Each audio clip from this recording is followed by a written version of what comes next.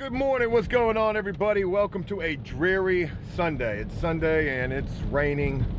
I think it's supposed to rain here on Christmas, but whatever. So today I get the opportunity to work with Booker again. And by the time you guys are seeing this video, you might have already seen the introduction of Booker, this man's story and what he's doing in the local community. If you guys haven't checked that out, I'll link it down below. You're really missing out on a hell of an interesting dude who's doing a lot. This guy rents over 100 rooms to people after prison, and not just people after prison, but all sorts of people who just need a place to stay at an average of about $125 a week, $500 a month, much cheaper than living in a hotel room.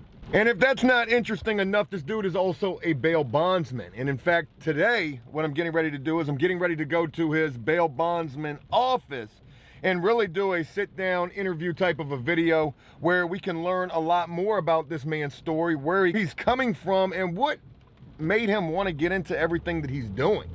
Just want to share with you guys what we got going on, let you guys know that I'm super honored to get this opportunity to work with this dude, and it's my hope to be able to do the most with him. I don't want to just feature him on After Prison Show. I want that to be the introduction and get him some exposure for what he's got going on. More importantly, what I'd like to do is try to help him do his own thing. I'm on my way to the bond office right now. I've never been to one of these before. And in fact, quite frankly, I don't think I've ever had a bondsman bond me out. Maybe I have. I think most of the times whenever I got bond, it was a PR bond, a personal recognizance type of a bond where I just had to sign myself. So let's go see what's up with Booker, learn more about this man's story, and I hope that this is something you guys will enjoy. Hello, I'm Booker, everyone. I'm a bail bondsman. I rent rooms to people. I'm a bounty hunter. I own a party bus business, an ice cream store, and a barbershop. That's quite a lot that you do, Booker. Where does one find the time in the day to handle all of these responsibilities? It's rough. It's a weekly struggle, but I get to it. I work for myself, so I just picture it being at a job every day. I put my 8 hours in, and I get whatever I can get done. You know, Booker, you're a guy who's got a lot of things going on. You rent rooms to people who need a place to live, the barbershop, the ice cream store, the party bus business, all around an entrepreneur and businessman. I guess the first question to start with is, what got you into all of this? Well, when I was in the Navy, I used to take orders. I did 13 years in the Navy, and I was really good at taking orders. And I just decided during that time being in the military that I don't want to take orders from no one anymore. I'm ready to be my own boss. So once I got out the military honorably, I started, buying houses. Well, I was buying houses while I was in the military, but as far as changing to a rooming house, a shared living type of environment, I just wanted more money, and I thought that, by being a regular landlord, I had to go through a lot of evictions and just doing a lot of repairs to homes and things. So, I tried this shared living, rooming house, whatever you want to call it, and it's just been rewarding for me. So while in the military, and obviously salute to your service, thank you for the service that you provided the country, you get into real estate. Yeah. Real estate nowadays is such a hot market. Everybody wants to be flipping houses and things like that. Back during the time that you got into this, first of all, how many years ago do you imagine this was? Well, I bought my first home in '98, and just kept going. I purchased my first home. I had me a couple roommates. I was renting rooms to them while I was in the house, and then I would, wait a year or two and go buy another house, a year or two and go buy another house. And I seen the value of just owning property at that time, a long time ago. And I just kept going, kept following what works.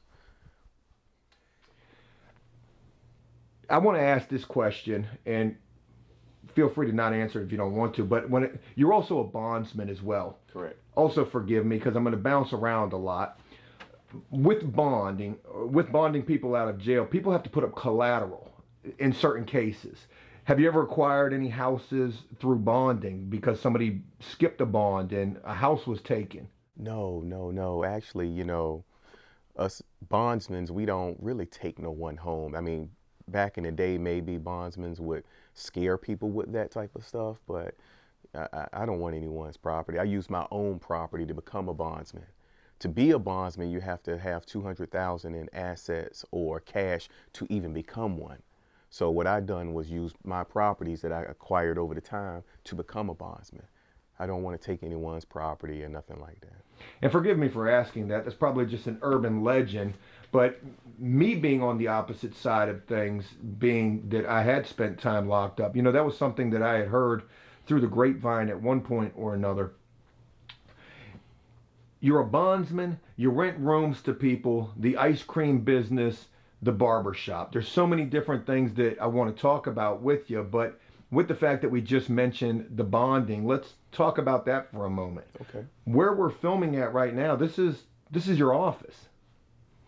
Is this the bonding office? This is the all-around office, is what I'm gathering. Correct. I saw what looked like police vehicles out front. Are those your bonding vehicles? No, they're my co-renters over here. They run run that type of business. So everyone rents office space here. So talk to me about a day in the life of you, Booker. With everything that you've got going on, you wake up in the morning. Where does the day take you? Well, really, I operate off a phone call.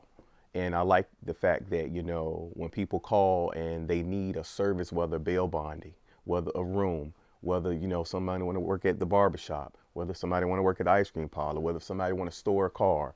I like to be able to help them in that situation. So my day really operates off a phone.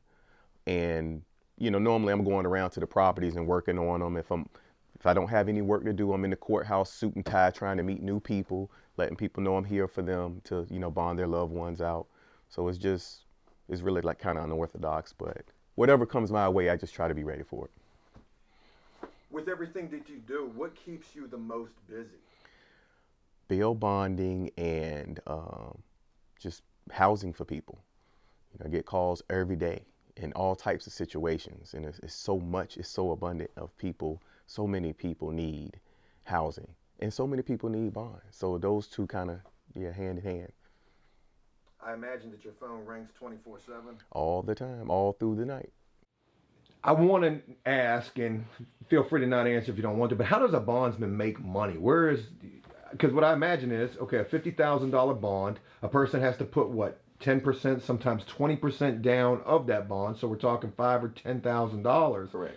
And if they go to court, how do you get paid? All right. First of all, it's two types of bondsmen. There's a property bondsman that use their collateral or money, and then you have a surety bondsman that use the insurance company's money. So whenever a bond is set, the bondsman charges 10% to 15% of the bail in order to get this person out. So if a person has a $5,000 bond, my fee to use my assets or my money is 10%. So the person would pay the bondsman 10%, which will be $500 to get that person out. And if that person finishes their court case in its entirety, I get my property or money kind of like released back to me. It's on hold, in other words, but the 10% is what we charge to use whatever I got, my credentials, to get this person's out. So this is why it's so important when a guy skips bail to go find this guy, because you've got your neck on the line. Correct. With property and assets, and you don't want to lose that because of somebody else. I had asked you originally when we were filming, showcasing the rooms that you rent, how often does a guy, skip out on you? And, you said it's not that often because you screen people, but just right now, do you have anybody who's on the run? Do you have multiple people? Is it a lot of people? Right now I have 1, 2, 3, 4, 5, 6. I got about 7 people on the run right now. And some of these people are people that, that knew me. Hey, come get me, man. You know me from back and when. And, these people that somehow connected to me, or one of their loved ones are connected to me. So usually when I have any skips, it's somebody that know of me. most of the time, it doesn't really be anyone in the blind that don't know me. Because you had, and forgive me for cutting you off, but you had mentioned to me, you want to know a person, you want a person to be vouched for, and Correct. You don't want to just bond anybody, that, especially somebody that you don't think is going to show up. Correct. You say you've got 7 people right now on the run. I can't even imagine the number value in terms of assets that's tied up with those 7 people, but does that worry you at all? No, don't worry me at all. Because, I might have 7 people and $50,000 worth of bonds I got to pay, but people are getting out of jail every day. I mean, I might have 5, 6 phone calls today that I'm going to go and do the bond. And I have time to pay these skips. I have time to pay them. So every day I'm just collecting and saving for that day. Now, what happens if you capture this person, the people who are out on bond? Your assets become released at that point because they'll get locked up. Correct. That is correct. So kind of how it works out. Let's say I have $800,000 worth of bonding power. When I go to the court to write a bond for $5,000, now I have $5,000 less of bonding power. So if I bond all day, all month, and I exceed my $800,000, I can't bond anymore until people go up to court and finish and that money goes back on. So it's kind of like a revolving money pot that's sitting there. It's your credit. It's a credit. It's your credit line. And, when people show up, it goes back in my account. I want to ask this question. I'm just curious about this. Has there ever been a phone call or a situation where you just didn't want to bond a person out? And you don't have to say a name or anything. You don't even have to answer this. But say there was something that you had heard about, like a crime that took place, and this person's calling you for a bond, and you just were like, "Oh man, I don't want to be tied up with that." Well, the only time that I really don't want to be tied is if this person has a history of missing court. Other than that, people are still innocent until proven guilty. So no matter what people call me with, if they have a support system, family or financial support system, I'll lend, my services to help that person. It's those people that live out of state and those people that have failure to appears that we want to watch out for. Talk to me about how you go about apprehending somebody when they're on the run, and you don't have to use your tactics or anything, but I'm sure that, this could be a 24/7 type of a deal. If you get a phone call and you know where somebody's at, we're going to get them. Kind of, sort of. When we write a bond, we want to make sure we have a solid cosigner. See, I'm not just going to write a bond on someone that calls me from jail and say, "Hey, come and get me." I got to make sure somebody that can vouch for you, somebody that can co-sign the bond. So somebody that I can hold accountable to, just like the court holds me accountable for $5,000. I want this co-signer that I can hold accountable. So some of the questions that I look for a solid co-signer is how long you been working, where you work at. Because if I know the co-signer has the resources to pay the bond, if that person's on the run, oh well. The co-signer pays me the $5,000 on my payday for the court, I'm going to pay the court. So I'm not going to hunt you unless I feel the need this person can't pay. It's a bad bond. It's other things that I look for as far as, bounty hunting a person. If they got co-signers that have the money, have the financial backing, I don't worry myself about it. Can you tell me a story? I'd love to hear a story about you having to go out and get a guy. We don't need a name, we don't need a location, but just tell me something, a crazy situation that's come about from being a bail bondsman and also the bounty hunting side of it. I got a crazy story for you. It was this guy that I bonded out. He had a $5,000 bond for a DUI. His family called me, "Oh, he's a good guy. He'll never run. We got him." The mom lives in New York. And DUI first offense, you usually get a slap on the wrist, you maybe take a couple drug classes, you're gone, you're out of here. And I really thought it was a great bond. So this guy missed court, and I called him, and he said, "Hey, my dad has cancer, man. I can't come down, but I'm gonna pay you the money." And I said, "Cool, just pay me the money, on this date, that way I can pay the court." So then he cuts his phone off. And then he never reaches out to me. And I called the family, the mom that co-signed. And she said, "Well, I don't know where he's at." I said, "Well, I thought he was living with the father." And she said, "Well, I don't know where he's at." So it's almost coming payday now. And I got bounty hunters and everybody. We all like trying to figure out where this guy at. So we make a trip to Beacon, New York, me and 4 other guys. And we get to the house and knock on the door. And the mom opens the door and says, "Oh my God, who are you looking for?" And I said, "You know who I'm looking for." She said, "Well, he's not here." And she shut the door. So we see him. My other guy, the bounty hunter is with me. He sees the person on the other side of the house. And I got a guy at the back door. So I'm like, knocking on the door again. She opens the door up. I say, "Ma'am, I know he's in the home. And, I don't want to go through this to get him." So she slammed the door again, shut the door. So we still looking at him hiding and stuff. So now I got a partner at the back door. He knocks on the back door, open the door. So now we're in the house and we got tasers out. It was like, we know where he's at. He's in here. And mom and dad and cousin and uncle and everybody was just putting their hands on us to stop us from getting this guy. They were pretty much fighting us. And we just trying to, get to the person that I'm bonding out. But I'm thinking to myself, all this over a DUI? He would have just came straight home if he would have just showed up to court. So we had to go through all of this. So everybody's fighting us. We pepper spraying people. I mean, it's just like, it's crazy. And I'm thinking to myself, $5,000? Really? $500? I'm going through all this. DUI. And he willing to run all the way to Beacon, New York. We're in Virginia. So I had to drive all the way there and go through all this stuff. Scratches and bruises. I mean, everybody in the family fought. Even the dog was biting. So I'm like, oh my God. It was like one of the worst cases I ever had. But it was kind of funny too, though. But we got him, and on the way back, he was just like, "Man, I'm sorry, man. I just didn't feel like showing up to court." It was nothing big. He even knew that he wasn't really gonna get in any trouble. But the mom didn't want to pay, and the way the family fought us, it was crazy. To switch gears and to get back to the houses, I want to ask you, because I got the opportunity to meet you last weekend. We spent about 3 hours together, and in that time, we probably went to 6 or 7 houses.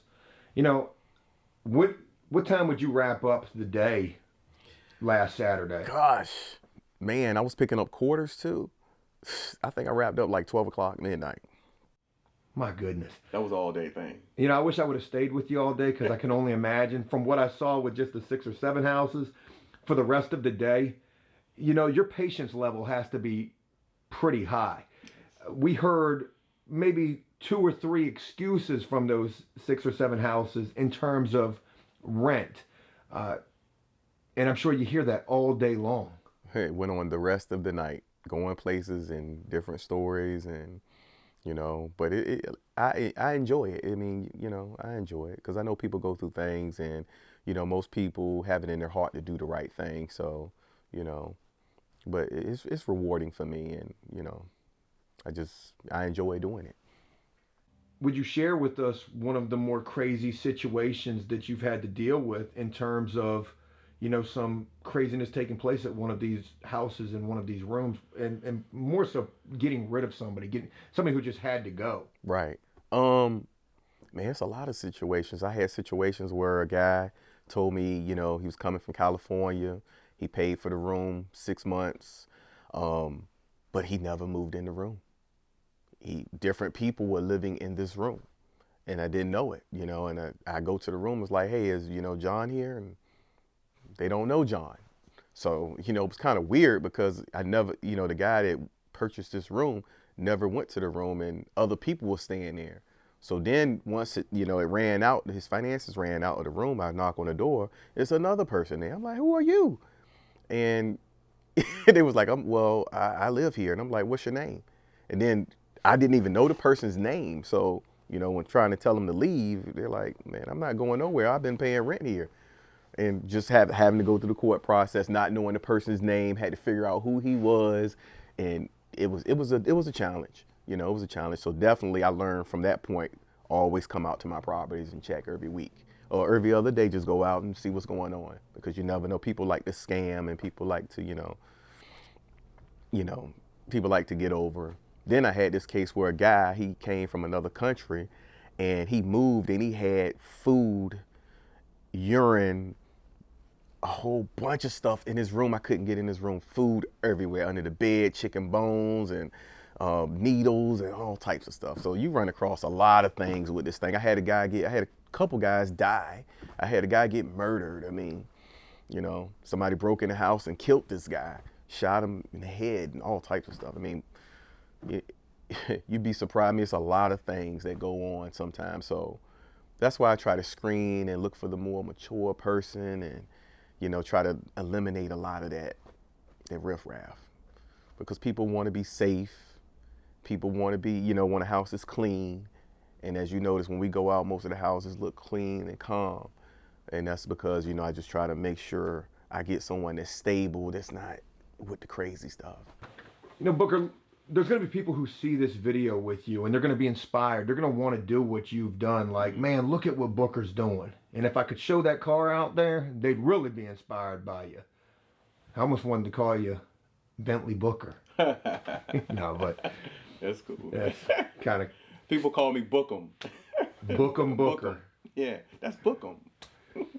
You know, what would you say to a guy who wants to do something similar? It doesn't have to be the exact same thing. You're a guy who you had a military career, you retired from the military, and now you're a successful business owner out here. What do you tell the next guy who wants to do something similar? All you have to do is sacrifice. And, you know, save. You have to save your money, sacrifice, and stay with the goal.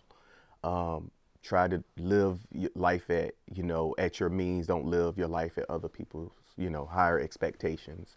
I would just save money a lot and do what works. If you found a business or anything that makes you money, just repeat it over and over again.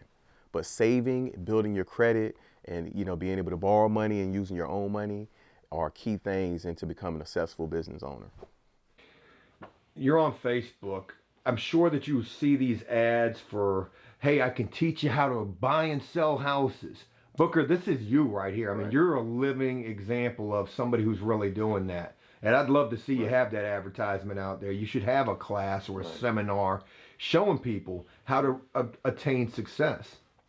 Right. You know, those classes, I look at them all the time and I'm like, man, it's a lot of content.